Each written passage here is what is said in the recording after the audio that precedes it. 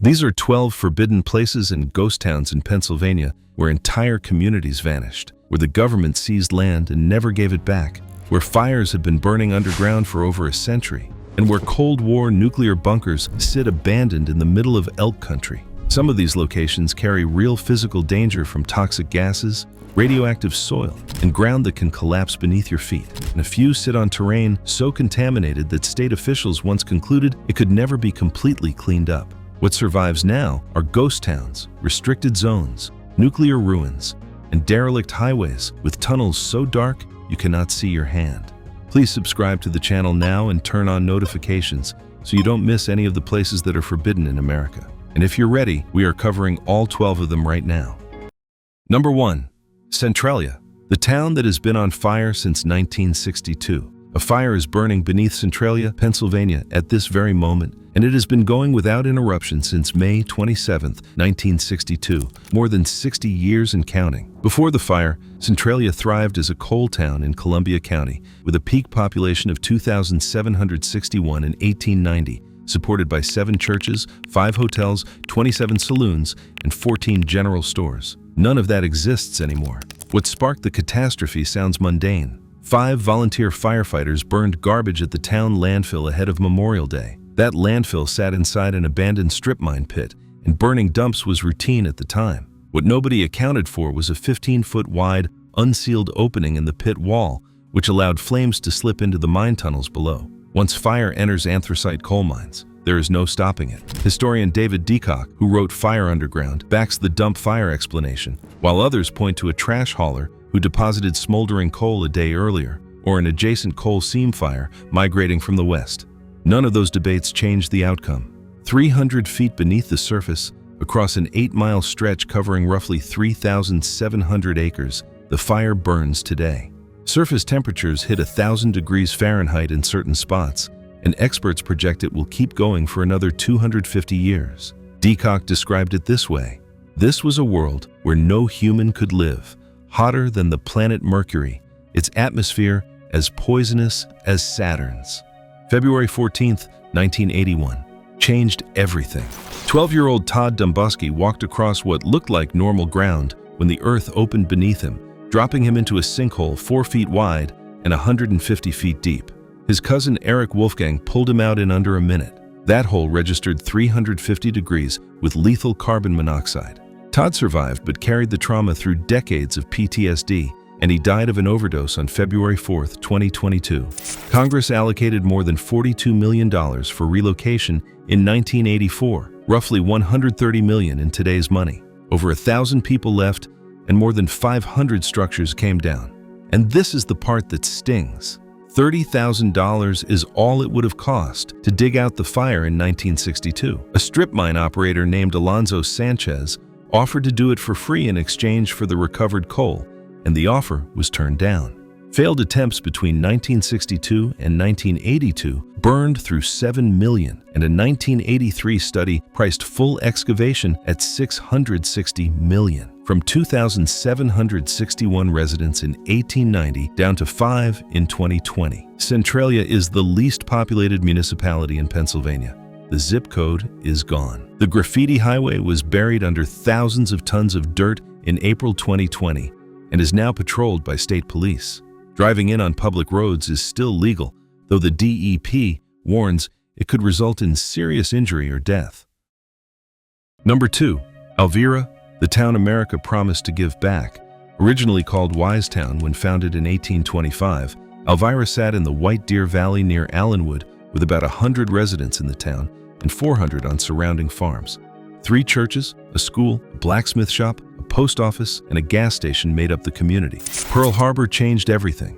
Government surveyors appeared almost immediately, and by February 1942, more than 300 residents packed into Christ Lutheran Church, where 400 signatures landed on a petition opposing seizure. Washington ignored every one.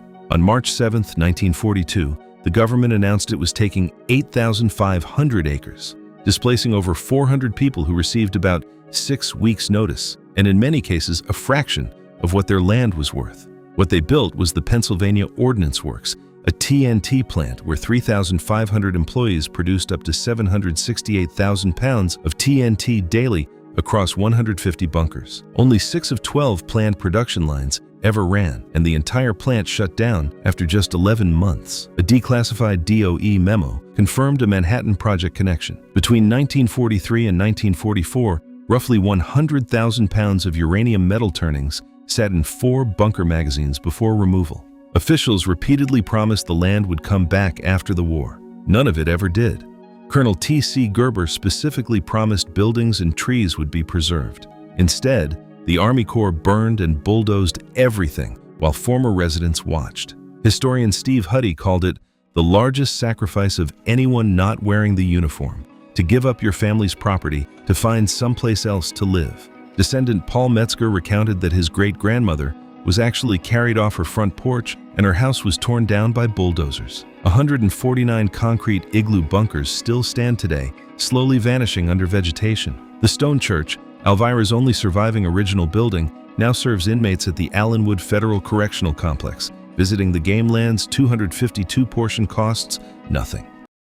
Number 3. Concrete City, the ghost town that survived dynamite. 20 duplex houses appeared on the outskirts of Nanticoke in 1911, built by the Delaware, Lackawanna, and Western Railroad as company housing. Poured concrete infused with coal cinders and crude oil, reinforced by iron rebars, formed every wall. 40 employees out of 16,000 earned the privilege of living here with English as a first language required and rent at $8 a month. Chronic dampness destroyed everything inside those porous walls. No plumbing existed, and retrofitting through solid concrete was impossible. When the township demanded a septic system in 1924 at $200,000, the owners walked away. 13 years of occupancy and then nothing. Glen Alden Coal Company detonated 100 sticks of dynamite inside one building, and the blast barely scratched the structures. Those concrete shells have now stood for over 110 years. Pennsylvania designated the site historic in 1998. No formal trespassing prohibition exists, but no welcome either. Number 4. Byrnesville, the town Centralia erased. Most people who know about Centralia have never heard the name Byrnesville, which is why it belongs here. Irish Catholic immigrants founded Byrnesville in 1856, just half a mile southeast of Centralia. By 1985, the population sat at about 75 people in 29 homes. When the mine fire crept southeast, the barriers between fire and town failed completely. Every single person left. The last resident departed in 1996, and the last home came down that same year. Byrnesville was not just abandoned, it was erased entirely, with no holdout, no legal battle, and no media coverage. 3 objects survive: a storage container, structural pieces of a lamp charging shed, and a shrine to the Blessed Virgin Mary, built by coal miner Michael Riley Sr. out of cinder blocks and repurposed bathtubs in the early 1950s. His son, Mike Riley Jr., looked after it for decades and described its meaning by saying, "Many a time I had a problem, and I came there to ask for help, some way, somehow." That roadside shrine between Centralia and Ashland is the only proof a community once lived here. Number 5. Frick's Lock, a ghost town in the shadow of cooling towers. Frick's Lock is one of the oldest settlements in Chester County, with buildings dating to the 1740s. The oldest house in the county was built here in 1752. The village got its name in the 1820s when canal locks were built on farmland belonging to John Frick as part of the Schuylkill navigation system, a project that moved approximately 1,400 boats per year, carrying 1.7 million tons of goods at its peak. What emptied this village was nuclear energy. In 1969, Philadelphia Electric Company announced a nuclear plant directly across the Schuylkill River, less than half a mile away. Federal regulations prohibit residential use within a 2,500-foot radius of a nuclear generating station, so PECO bought everything. All residents departed, and now the Limerick plant's 507-foot cooling towers stand directly above an 18th-century colonial village. Arson destroyed the lock tender's house in February 2008, leaving only 4 stone walls from a structure built in 1824. No trespassing signs mark the property, but free guided tours run on select Saturdays from May through October. 5 sisters from the Elliott family, all former residents, have volunteered as guides for over a decade. Number 6. Rauschgap, a ghost town on the Appalachian Trail. Most hikers walking the Appalachian Trail through St. Anthony's Wilderness have no idea they are passing through a ghost town. Coal mining started here in 1823, and by around 1860, 1,000 English and Irish immigrants called Rauschgap home. What killed it was a single administrative decision in 1872 when machine shops and offices transferred to Pine Grove, taking the economic engine along. Everyone cleared out by roughly 1910. The AT was rerouted directly through the ruins in the 1950s. Today, the Rauschgap shelter sits on original stone foundations, sleeping 12 hikers per night. The cemetery holds only 3 legible headstones from 1854, including Andrew Allen, a 30-year-old miner killed at Gold Mine Gap, bearing the epitaph, "Here lies beneath this humble sod the noble work of nature's God." Free to visit on State Game Lands 211 with about a 3.5-mile hike in. Number 7. Scotia, Andrew Carnegie's forgotten iron town. Andrew Carnegie founded Scotia in 1880 in what is now Centre County, naming it from the Latin for Scotland as a tribute to his homeland.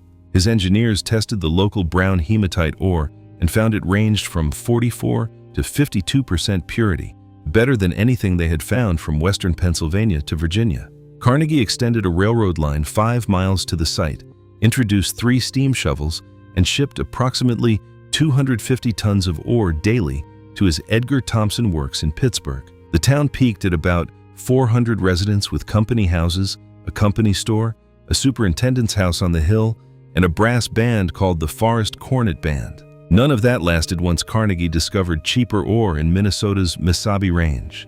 He sold Scotia to the Bellefonte Furnace Company in 1899, and the mines closed between 1909 and 1911. By the early 1920s, Scotia was fully abandoned. The story almost had a second act during World War II when the Defense Plant Corporation invested $500,000 to reopen the mine. A new railroad spur was built, including a high timber trestle over Route 322, and the Scotia Mining Company shipped approximately 40 rail cars of ore. Every car was rejected as worthless due to excess silica, and the operation stopped dead. The Pennsylvania Game Commission acquired 5,100 acres in December 1942 and created State Game Lands 176, which is where the ruins sit today. 20-foot-high concrete slabs from Carnegie's massive ore washer still stand covered in graffiti. Root cellars mark where company duplexes sat in pairs. The concrete front porch of the old company store is intact, and black walnut and catalpa trees serve as living archaeological markers, non-native species planted by residents over a century ago that still grow exactly where the town once was. The surrounding Scotia Barrens form a 6,200-acre pitch pine ecosystem that only exists because railroad sparks from the mining era accidentally maintained the burn cycle these trees need to reproduce. The PA Game Commission now conducts managed burns to keep the ecosystem alive, with a major controlled burn carried out in 2010. Scotia also carries its own ghost story. In October 1910, a laborer named Bert DeLige murdered the 51-year-old widow of his former employer over unpaid wages. DeLige was hanged on April 25, 1911, the last hanging in Bellefonte, and sightings of a shadowy black ghost have been reported in the surrounding barrens ever since. Free to visit, metal detecting and artifact removal prohibited. Number 8.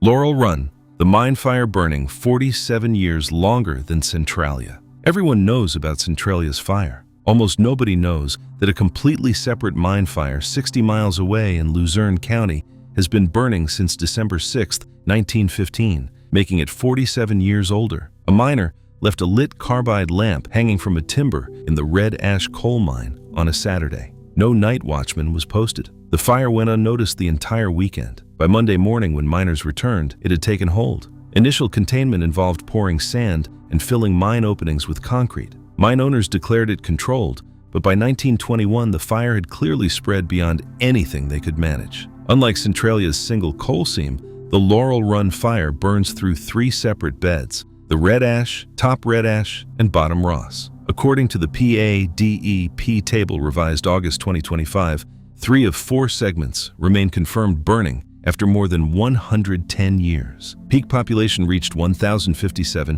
in 1940. Mines beneath the borough closed in 1957, and first evacuations began in September 1962, when residents on the west side reported subsidence and fumes. Mine gases gave off a blue glow at night, vegetation started dying across the hillside, and chronic headaches became constant for anyone living nearby. By 1965, mass evacuation was underway, with the Department of Housing and Urban Development relocating 850 residents. Approximately 166 homes, 2 grocery stores, a church, a school, and a lumberyard were demolished. Former residents described how they pushed everything, houses and all, into big piles and burned it. Containment costs escalated from an initial $4 million estimate to $9 million, covering 800,000 square feet. In 1973, the fire was declared contained. That declaration turned out to be wrong. An important note, Laurel Run borough is not entirely a ghost town. The fire destroyed the residential area on the mountainside, but the borough still exists with a 2020 population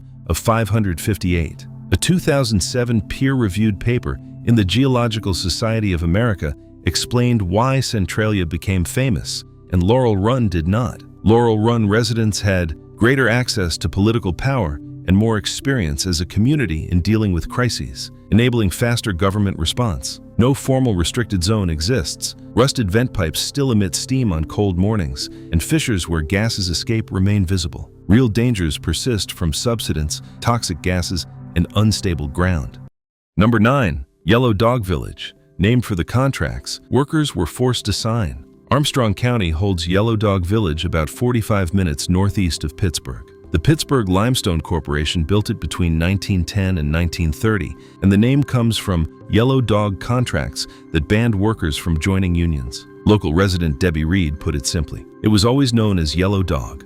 26 buildings sit on the property, including duplexes in 4 descending rows, a mine manager's house at the top, and a park with a baseball scoreboard still standing. Mining ended in the 1950s, but families stayed until around 2010 when the drinking water supply was cut off. What makes the site unsettling is the evidence of sudden departure. Furniture, toys, wedding albums, and canned food filling homes as though people walked out and never came back. Latif Yenateri and Mesa Garib bought the entire village for $100,000 in April 2022 and now run it as a small family farm. Strictly private, accessible only during scheduled tours at about $20 to $30 per person. Number 10. Pithole. From 20,000 people to $4.37. 2 farms became a city of 20,000 people and then reverted to nothing in barely 2 years, which may be the most violent boom and bust collapse in American history. Isaiah Fraser struck oil at 615 feet on January 7, 1865, in Venango County, gushing 650 barrels per day. By Christmas, 20,000 people filled a town that had not existed 12 months earlier. Pithole at its peak contained 54 hotels, the 3rd busiest post office in Pennsylvania at 5,500 pieces of mail daily, and Murphy's Theater with 1,100 seats and a Tiffany chandelier. Samuel Van Sickle built the world's first oil pipeline here in 1865, a 2-inch diameter, 5.5-mile iron line that moved 80 barrels per hour and changed the oil business forever. Teamsters whose livelihoods depended on hauling barrels sabotaged the pipeline with pickaxes at night until Pinkerton guards were brought in to patrol it. Ida Tarbell captured the significance in her history of the Standard Oil Company. The day that the Van Sickle pipeline began to run oil, a revolution began in the business. John Wilkes Booth held oil investments at Pithole too, forming the Dramatic Oil Company in late 1863. His well failed, and he left bitter and broke in July 1864, within weeks beginning to plot Lincoln's assassination. 17 fires ripped through the town. The 1870 census counted 237 residents. $4.37 is what the entire town sold for in 1878. Land, once valued at $2 million, owned by the Pennsylvania Historical and Museum Commission, opened dawn to dusk for $5. Number 11. The abandoned Pennsylvania Turnpike, America's most famous derelict highway. Before this stretch was a highway, it belonged to William H. Vanderbilt and Andrew Carnegie, who started the South Pennsylvania Railroad in 1881. Tunnel excavation at Sidling Hill began around 1885 before J.P. Morgan brokered a deal that killed the project, earning it the nickname Vanderbilt's Folly. In 1938, the Turnpike Commission took over the abandoned railroad tunnels, widened them for cars, and opened America's first long-distance limited-access highway on October 1, 1940. Built in 23 months by up to 18,000 workers at over $61 million, about $1.4 billion today.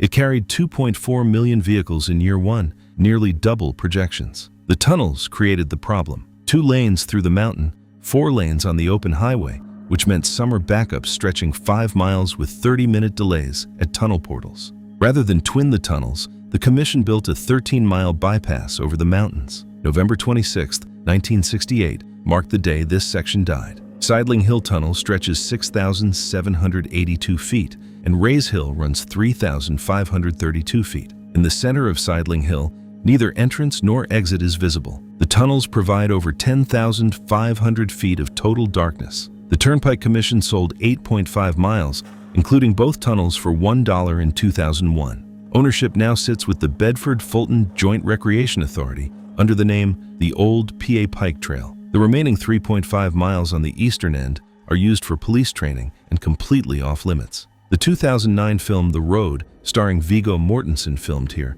using Rays Hill Tunnel for the scene where a road gang's truck emerges from darkness. The studios actually restored the exterior of the tunnel's eastern portal for filming in 2008. Pennsylvania was chosen for the production due to its tax breaks and its abundance of locations that looked abandoned or decayed, which tells you something about the state of this highway. The abandoned Turnpike is one of the most iconic urban exploration destinations on the East Coast. Atlas Obscura describes it as feeling as though all of the other humans had died off and the broken road was all that remained of society. Mountain biker Barry Schrotenboer is credited with popularizing the site in 1998 after spotting abandoned Turnpike on a topographic map. His reaction was, "I thought, oh my God, I have to go there. There's no sign of civilization." On busy weekends now, visitors report encountering 40 or more people in a 2-hour window. As of January 2025, state grants totaling over $260,000 are funding engineering and environmental assessments of both tunnels, with full trail conversion estimated at $18 million. BFJR,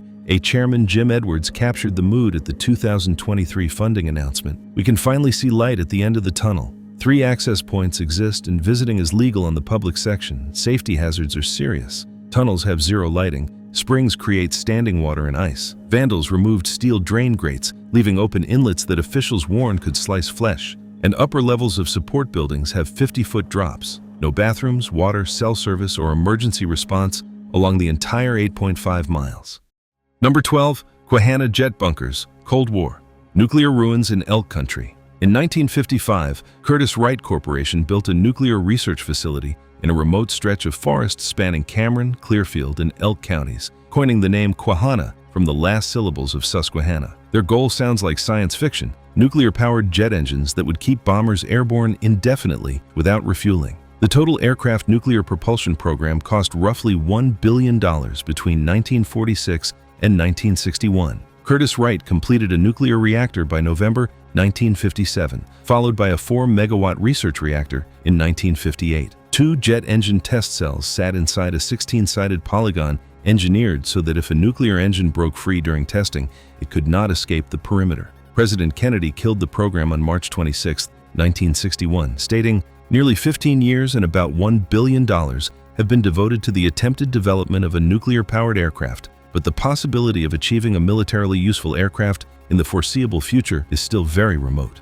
What followed was a contamination nightmare spanning decades. Martin Marietta from 1962 to 1966 worked with megacurie quantities of strontium-90. NUMEC installed over 1 million curies of cobalt-60. Permagrain Products filed bankruptcy in 2002 and abandoned approximately 100,000 curies of Co-60 at the site. Throughout those years, radioactive waste was routinely buried in the surrounding forest. Former employees testified about burying hundreds of drums of unknown waste in trenches. Some burial sites were never recorded. Beryllium-coated items wrapped in plastic and buried in the woods were later dug up by black bears and deer. In 1967, Pennsylvania officials concluded that radiation contamination at Quahenna could never be completely cleaned up. In 1958, Curtiss Wright received permission to dispose of radioactive waste directly into Meeker Run, a tributary of Mosquito Creek. In 1967, Pennsylvania officials concluded that radiation contamination at Quahenna could never be completely cleaned up. Cleanup was supposed to take 6 months and a few $1 million. It consumed 8 years and approximately $30 million. The EPA extracted 100,000 curies of cobalt-60 from the reactor pool in September 2003, and over 23,400 cubic feet of radioactive waste was shipped to disposal facilities in Utah and South Carolina. The PADEP certified unrestricted release on May 13, 2009. though the status of outlying forest burial sites scattered across the wilderness is not fully documented. 2 jet engine test cell bunkers survive, thick-walled concrete and steel with slit windows now welded shut with steel plates. Jet engine mounts remain visible outside. No radiation warning signs are posted. Travel writer Jim Chaney warns, "Remember that this is an abandoned nuclear site, and while no warnings exist, you are visiting at your own risk." The surrounding Quahenna Wild Area spans 48,186 acres, the largest state forest wild area in Pennsylvania, home to part of the state's approximately 1,400 elk, the largest free-roaming herd in the northeastern United States. A prison also operated on the site from 1992 until Governor Josh Shapiro ordered it closed around March 2026. The bunkers are accessible via gated roads off Quahenna Highway, a quarter-mile walk past the gates to each one. Timber rattlesnakes are present, and DCNR advises staying 100 yards from elk. If any of these 12 places caught your attention, subscribe so you do not miss next time we uncover what Pennsylvania is hiding in plain sight.